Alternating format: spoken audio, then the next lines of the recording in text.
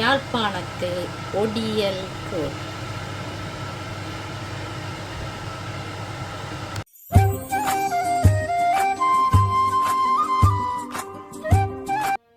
வணக்கம் தமிழுறவுகளே, எல்லாரும் எப்படி இருக்கிறீங்கள்? இன்றைக்கு அநேகமான ஆக்களுக்கு விருப்பமான ஒரு ரெசிபியோடு வந்திருக்கிறேன். யாழ்ப்பாணத்து ஒடியல் கூழ். ஒடியல் கூழ் செய்கிறதுக்கு என்னென்ன தேவை என்று சொல்லி பார்ப்போம் வாங்க. பைத்தங்காய் ஒரு பிடி எடுத்து வச்சிருக்கிறேன். பலாக்கொட்டைகள் நீங்கள் தேவையான அளவு போடலாம். ஒரு பெட்டி நண்டு எடுத்து வச்சிருக்கிறேன். விளமீன் எடுத்து வச்சுக்கிறேன். இது ஃப்ரோசன் ஃபிஷ் தான், ஃப்ரீசருக்குள்ளே இருந்து எடுத்து டீஃப்ரோஸ்ட் பண்ண வச்சிருக்கிறேன். ரூம் டெம்பரேச்சருக்கு வரத்தக்கதாக வச்சுட்டு தான் நாங்கள் குக் பண்ணணும். அப்போ நீங்கள் ஏர்லியாகவே எடுத்து வைக்கணும். நெட் வெயிட் 800 கிராம் இருக்குது. இறால் எடுத்து வச்சுக்கிறேன். இறால் நெட் வெயிட் 700 கிராம்.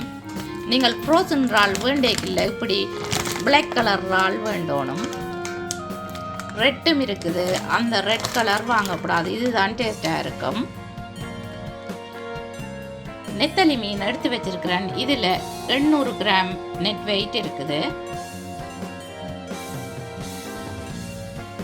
400 கிராம் ஒடியல் மா எடுத்து வச்சிருக்கிறேன். தண்ணி விட்டு ஊற விடணும்.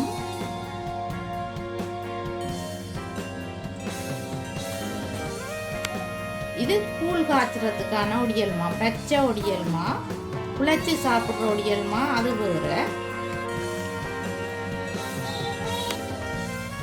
இந்த ஒடியல்மாக்கு கூட தண்ணி விட்டு தான் ஊற விடணும். ஏன்னு சொன்னால் இந்த தெளிஞ்சு வர்ற தண்ணியை ஊற்றி ஊற்றி மாற்றி கொண்டு இருக்கணும். அரப்பணி குத்தரிசி எடுத்து வச்சிருக்கிறேன். அதையும் தண்ணி ஊற்றி நல்லா அலசி கழுவி எடுக்கணும். அரிசியை நல்லா கழுவி எடுத்துட்டேன். இப்போ அரிசியை தான் முதல் அவிய விட போகிறேன். சட்டின்ற கால்வாசிக்கு தண்ணி விடணும். தண்ணி விட்டு இந்த அரிசியை அவிய விடுறேன்.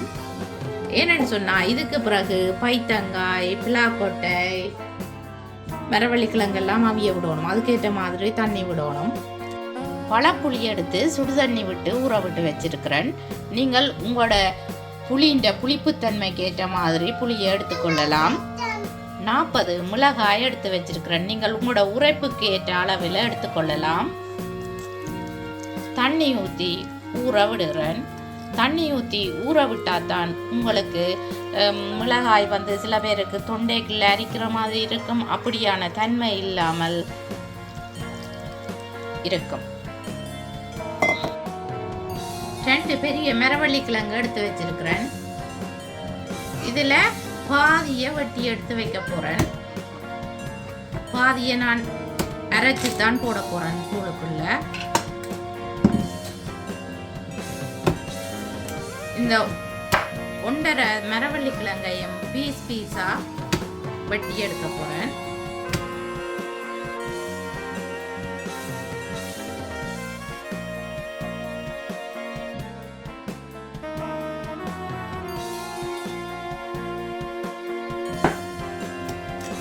இப்படி பீஸாக வெட்டி எடுக்கணும்.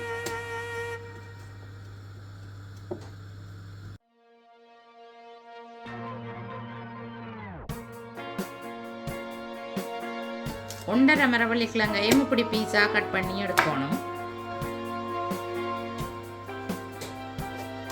மரவள்ளிக்கிழங்குல இருக்கிற கருப்பு பகுதியை எடுக்கக்கூடாது. நடு தண்டையும் எடுக்கிறேன். அது சாப்பிடக்கில்லை, நார் மாதிரி வந்து கொண்டு இருக்கும். மரவள்ளிக்கிழங்க நீங்கள் ஓரளவு பெரிய துண்டுகளாக வெட்டி எடுக்கலாம். ஏன்னு சொன்னால் அவியேக்கில்லை, அது கரைஞ்சி போகும். இப்போ மரவள்ளிக்கிழங்கு வெட்டி எடுத்துட்டேன். மரவள்ளிக்கிழங்க 2-3 தரம் தண்ணி விட்டு நல்லா அலசி கழுவி எடுத்து வச்சிருக்கிறேன். பலாக்கொட்டைய இந்த இடத்துல இப்படி நீட்டா கட் பண்ணி எடுக்கிறேன். தோலை மட்டும் வெட்டி எடுத்திருக்கிறேன். பிறகு இப்படி குறுக்க கட் பண்ணிட்டு குறுக்க வெட்டிட்டு உரிச்சு எடுக்கிறேன். எவ்வளோ ஈஸியாக இருக்குதுன்னு பாருங்க.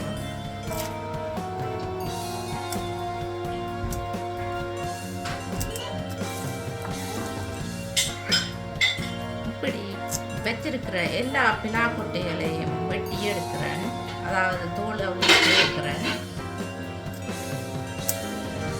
பலாக்கொட்டைகளை வெட்டி எடுத்துட்டேன். தண்ணியில் கழுவி எடுத்துட்டேன். மரவள்ளி கிழங்கு போடைக்குள்ள தான் பலாக்கொட்டையையும் போட போகிறேன். விளமீனை கழுவி தண்ணி விட்டு வச்சிருக்கிறேன். இதுக்குள்ள உப்பும் கொஞ்சம் மஞ்சள் தூளும் போட்டு அவிய விட்டு எடுக்க போகிறேன்.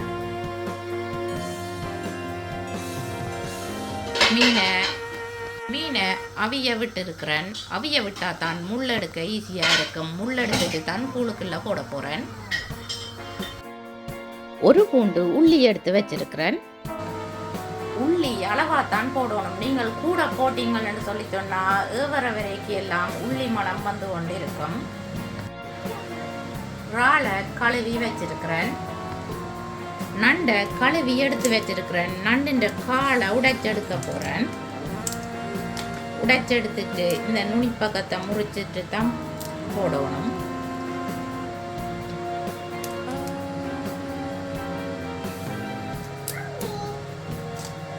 பேந்து இதையும் காப்பா முறிச்சிட்டு தான் போடுறேன்.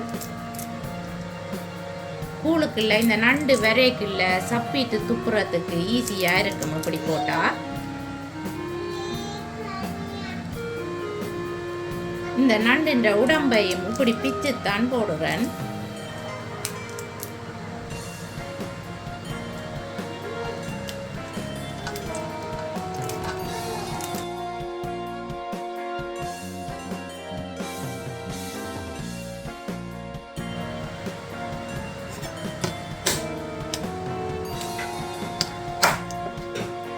நண்டின் தலைப்பகுதியை இப்படித்தான் வெட்டிட்டு போடுறேன். நான்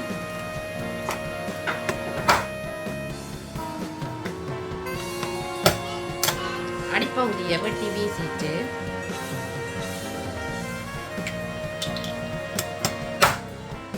இந்த பகுதியை வீசுறேன். நான்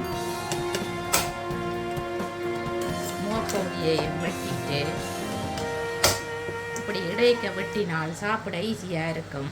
நண்டையும் வெட்டி எடுத்துட்டேன். நீங்கள் விருப்பம் என்று சொல்லி சொன்னால் உங்களுக்கு ஏற்ற மாதிரி நீங்கள் நண்டை முழுசாகவும் போடலாம், காலுகளை பிச்சிட்டு உடம்பை போடலாம், உங்களுக்கு விருப்பமானபடி போடலாம். நான் இப்படித்தான் போடுறேன். நான் அடுத்ததா நெத்தலி மீன் கிளீன் பண்ணுறேன். நெத்தலி மீனின் முள்ளை எடுத்து இப்படி பாதி பாதியாக தான் பீஸை யூஸ் பண்ண போகிறேன். நெத்தலியையும் கிளீன் பண்ணி எடுத்துட்டேன். மீனை நல்லா அவிக்கணுமெண்டு இல்லை, ஓரளவு அவிஞ்சா காணும். எங்களுக்கு முள் எடுக்கக்கூடிய மாதிரி இருந்ததுண்டா காணும். இப்போ அடுப்பை பண்ணுறேன். அரிசி ஓரளவு அவிஞ்சா பிறகுதான் வெட்டி வச்சிருக்கிற மரவள்ளி கிழங்கையும் பலாக்கொட்டையையும் போடுறேன்.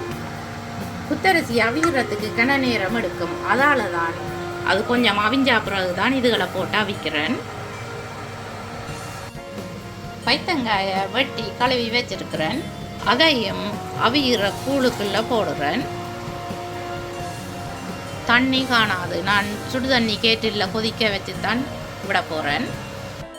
ஒடியல் மாக்குள்ள விட்ட தண்ணி இப்படி தெளிஞ்சு வரணும். இந்த தண்ணியை ஊற்றணும்.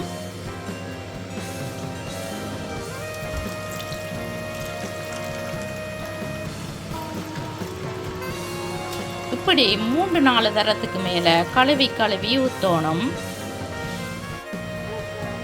எடுத்து வச்ச பாதி மரவள்ளி கிழங்கு, உள்ளி, சீரக மிளகு எல்லாம் போட்டு அரைச்சு எடுக்கிறேன்.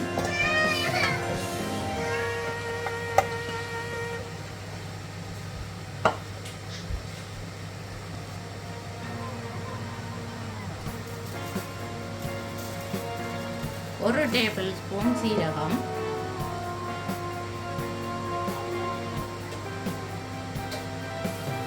ஒரு டேபிள் ஸ்பூன் மிளகு, தண்ணி விடுகிறேன். மரவள்ளி கிழங்குக்கு மேலே நிற்கக்கூடிய மாதிரி தண்ணி விடணும். தண்ணி விட்டு அரைச்சி எடுக்கணும்.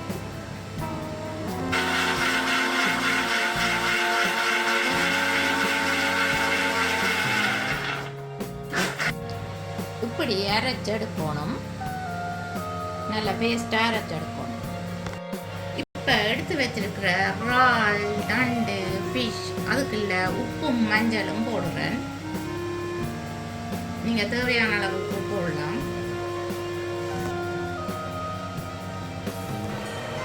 போட்ட மரக்கறிகள் ஓரளவு அவிச்சு வந்த பிறகு எடுத்து வச்சிருக்கிற ஃபிஷ், இறால், நண்டு எல்லாத்தையும் போட்டு அவிய விடணும்.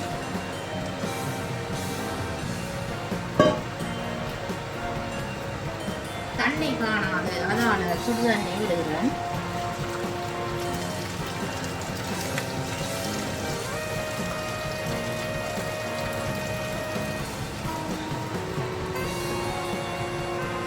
இந்த இறால் நண்டு மீன் வந்து குயிக்காக அவிஞ்சிடும். அதால தான் மரக்கறி ஓரளவு அவிஞ்சாப்புறது தான் இதை போடணும். நீங்கள் விரும்பினா கணவாயும் போடலாம். இப்போ ஊற விட்ட மிளகாயை கழுவிட்டு அரைச்செடுக்கணும்.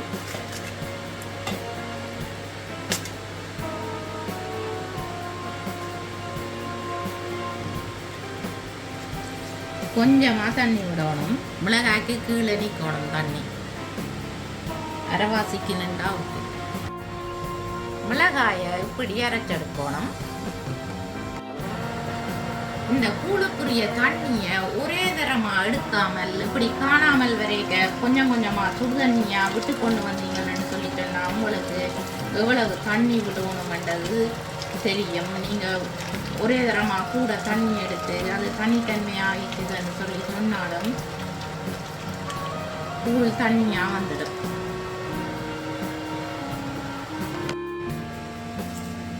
அவிச்ச ஃபிஷ்ஷின் முள் தோல்களை எடுத்து கிளீன் பண்ணுறேன். ஃபிஷ்ஷை அப்படி முள் இல்லாமல் போடுறபடியாக சின்ன பிள்ளைகளும் குடிக்கக்கூடிய மாதிரி இருக்கும்.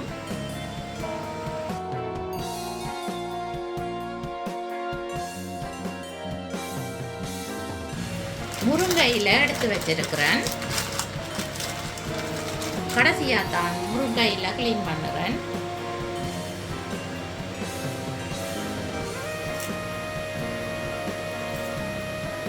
நான் கூழ் செய்யல முதலே எல்லாம் செய்து வச்சுட்டு தொடங்குறேன். எந்தெந்த ஓர்டரில் என்னென்ன போடுறதுன்னு தெரிஞ்சால் அந்த ஓர்டரில் தான் கிளீன் பண்ணி வெட்டி கொண்டு வர்றேன். நான் முதல் மரவள்ளிக்கிழங்கை க்ளீன் பண்ணிவிட்டு அடுத்தது பிலாக்கொட்டை, அதுக்கு அடுத்தது பைத்தங்காய், பிறகுதான் நான்வெஜ் ஐட்டம்ஸ் ஃபிஷ், இறால், நண்டு அதுகளை க்ளீன் பண்ணுறேன். நான் அந்த ஆர்டரில் செய்தன்னு வந்தீங்கன்னு சொல்லி சொன்னால் உங்களுக்கு கூழ் சமைக்கிறதும் டைமிங்கும் ஓகேயாக இருக்கும். நீங்கள் க்ளீன் பண்ணி முடிக்கிற டைமும் கூழுக்கு நீங்கள் இறால் நண்டு போடுற டைமும் ஓகேயாக வரும். முதலே நீங்கள் செய்து வச்சுட்டு கூழ் காய்ச்ச தொடங்கினீங்களா உங்களுக்கு கன நேரம் எடுக்கும்.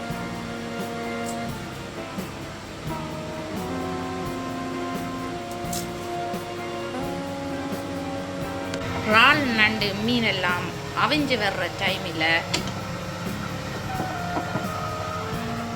முள் எடுத்து க்ளீன் பண்ணி வச்சிருக்கிற ஃபிஷ்ஷை போடணும்.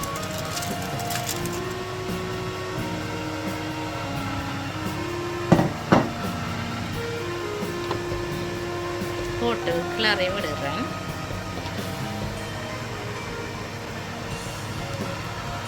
இந்த டைம்லேயே உப்பை நீங்கள் டேஸ்ட் பண்ணி பார்க்கணும். காணாதன்னு சொன்னால் போடணும். அப்படி போட்டால் தான் இதில் இருக்கிற இறால் நண்டு மீன் அதுகளில் உப்பு ஊறி டேஸ்ட்டாக இருக்கும்.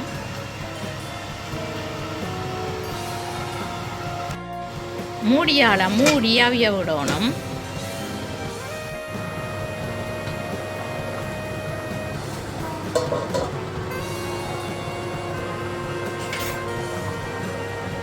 இப்போ எல்லாம் அவிஞ்சு வந்துட்டுது. எல்லாம் அவிஞ்சு வந்த பிறகு அரைச்சி வச்சிருக்கிற மரவள்ளிக்கிழங்க விடுகிறேன்.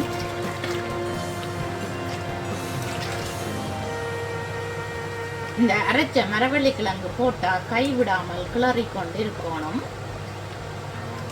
அல்லது கட்டி வத்திடும், கட்டி கட்டியாக வரும்.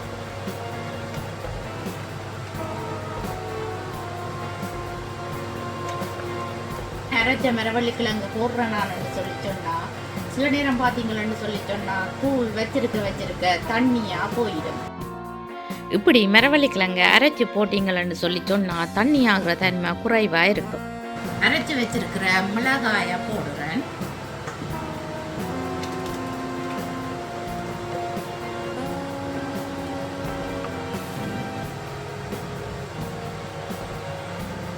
இந்த மரவள்ளிக்கிழங்கு அரைச்ச மிளகாய் அது போடுற டைமில் தான் முருங்கையிலையே போடுறேன். முருங்கையில் குயிக்க அவிஞ்சிடும். அதால் இதுகள் போடுற டைம் போட்டோம் மட்டும் சொல்லி சொன்னால் முருங்கையில் அவிஞ்சிடும். முருங்கையில் அவிஞ்ச பிறகு தான் ஒடியல் மாவிடணும்.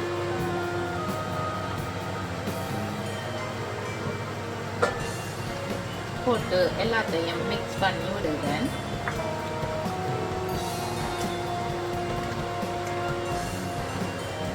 முருங்கையிலேயே முதலே போட்டு அவிச்சிங்கள்னு சொல்லி சொன்னால் அது இந்த சத்து எல்லாமே போயிடும். கிண நேரமாக இருந்து அவியும்.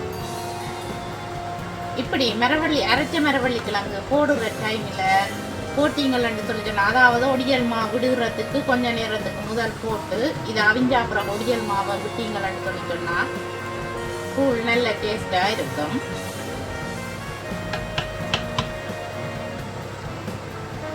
இப்ப ஒடியல் மாவை விடுகிறேன்.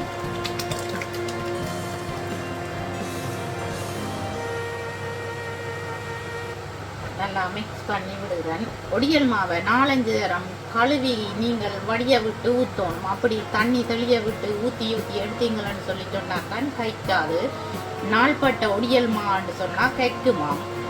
அதால் அப்படி தண்ணியை ஊற விட்டு ஊற்றினா கைக்காதான் என்று கேள்விப்பட்டிருக்கிறேன். நான் நெடுகளும் அப்படித்தான் செய்கிறேன். நான் எனக்கு ஒரு காலம் கேட்கிறேன். புளி விடுகிறேன்.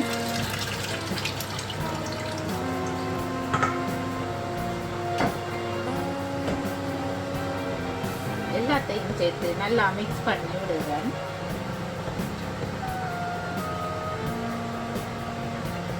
இப்போ பார்த்தீங்கன்னா இங்கே தண்ணி தன்மை அளவாக வந்துருக்குது. இப்படி கொஞ்சம் கொஞ்சமாக தண்ணி ஊற்றிங்கன்னு சொன்னால் இவ்வளவு தண்ணி தேவைன்றதை கண்டுபிடிக்க ஈஸியாக இருக்கும். இப்போ போட்ட ஒடியல் அவியணும். மூடி அவிய விடணும். ஒரு கொஞ்ச நேரம் மூடி அவிய விடணும். ஒடியல் மா போட்ட பிறகு கன நேரம் குக் பண்ண விடுகிறேன்.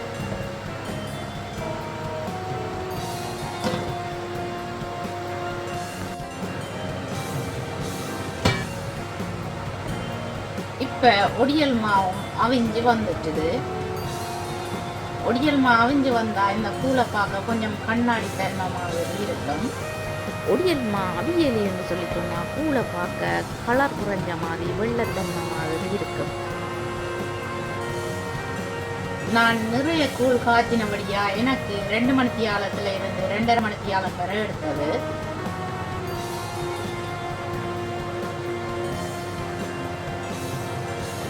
இப்போ அடுப்பு பண்ணுறேன். சுட சுட கூழ் ரெடி. கூழ் செமையாக வந்திருக்குது. பார்க்கவே சூப்பராக இருக்குது. யாழ்ப்பாணத்து ஒடியல் சாப்பிடலாமாங்க. இதில் நான் காய்ச்சின கூழின்ற அளவு 15 இருந்து 20 பேருக்கு அளவானதாக இருக்கும். யார் யார் கூழ் குடிக்கிறதுன்னு பாருங்க. நான் எங்களோட ஃபேமிலியை மட்டும்தான் வீடியோ எடுத்திருக்கிறேன். நண்பர்கள் அவைக்கு வீடியோவில் வர விருப்பம் இல்லைன்னு சொன்னபடியாக அவையே எடுக்கல. நாங்கள் என்ன சாப்பிட்றோமோ அது சின்னவா தனக்கும் தர சொல்லி கேட்பா. அவாவும் கூழ் கொஞ்சமாக ரை பண்ணி கொண்டு இருக்கிறா. கூழை தனியாக காய்ச்சி குடிக்கிறத விட உறவினர்கள் நண்பர்களோடு சேர்ந்து குடிக்கல இன்னும் அருமையாக இருக்கும். கதைச்சி கொண்டு அந்த டேஸ்ட்டை என்ஜாய் பண்ணி கொண்டு சாப்பிடல தான் நல்லா இருக்கும். என்னுடைய வீடியோ பார்த்ததுக்கு ரொம்ப நன்றி. பாய்.